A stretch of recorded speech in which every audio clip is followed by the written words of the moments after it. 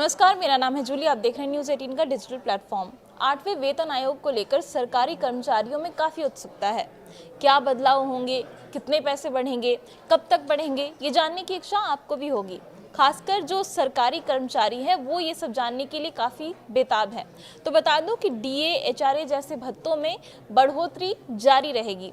DA फिलहाल 58% है और इसके 67% तक पहुंचने का अनुमान जताया जा रहा है।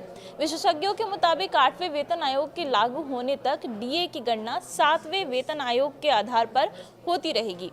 एचआरए, टीए, सीए जैसे भत्ते भी बढ़ते रहेंगे। इस दौरान सालाना इंक्रीमेंट और एमएससीपी भी जारी रहेंगे। 8वें वेतन आयोग को लेकर सरकारी कर्मचारियों में उत्सुकता काफ़ी ज़्यादा हो गई है, क्योंकि सरकार ने आयोग बनाकर उसका टीओआर भी मंजूर कर दिया है और रिपोर्ट देने के लिए 18 महीने का समय तय किया गया है। और इस बीच डीए, एचआरए और टीए जैसे भत्तों को लेकर सबसे बड़ा सवाल ये है कि क्या ये बढ़ोतरी 8वें वेतन आयोग लागू होने तक जारी रहेगी या फिर ये बढ़ोतरी अभी बंद हो जाएगी, जब 8वां वेतन आयोग लागू होगा तभी होगी।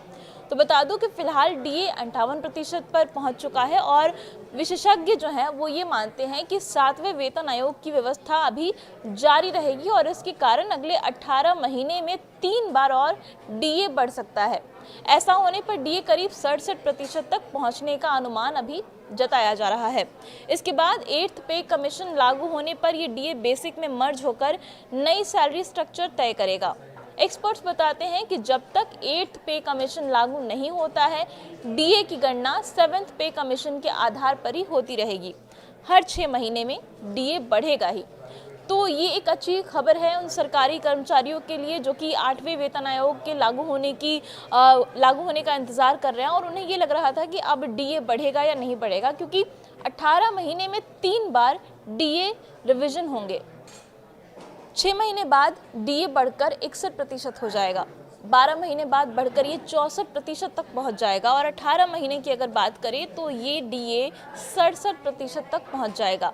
All India NPS employ federation के नेशनल प्रेसिडेंट मंजीत सिंह पटेल ने भी बताया है कि 3 डीए हाइक होने तय हैं और इसके बाद ही डीए बेसिक में मर्ज होकर 8th पे कमीशन का नया बेसिक बनेगा।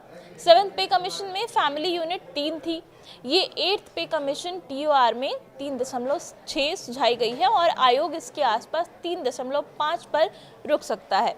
इससे 20% और भी बढ़ोतरी हो सकती है, जिससे फिटमेंट फैक्टर 1.98 तक जा सकता है। इसी पर 15% महंगाई फैक्टर जुड़ने से फिटमेंट फैक्टर का अनुमान 2.13 तक पहुंचता है और 3 डीए हाइक के बाद 2.13 फिटमेंट फैक्टर बिल्कुल रियलिस्टिक भी है। हाउस रेंट की अगर बात करें, जो हाउस अलाउंस मिलता है एचआरए बेसिक और डीए से लिंक है। डीए बढ़ने के साथ ही एचआरए भी बढ़ेगा। अलग अलग शहरों में रेट बढ़ने की संभावना जताई जा रही है। ट्रांसपोर्ट अलाउंस यानी टीए की बात करें तो 8th पे कमीशन प्रोजेक्शन के मुताबिक टीए में बढ़ोतरी भी संभव है।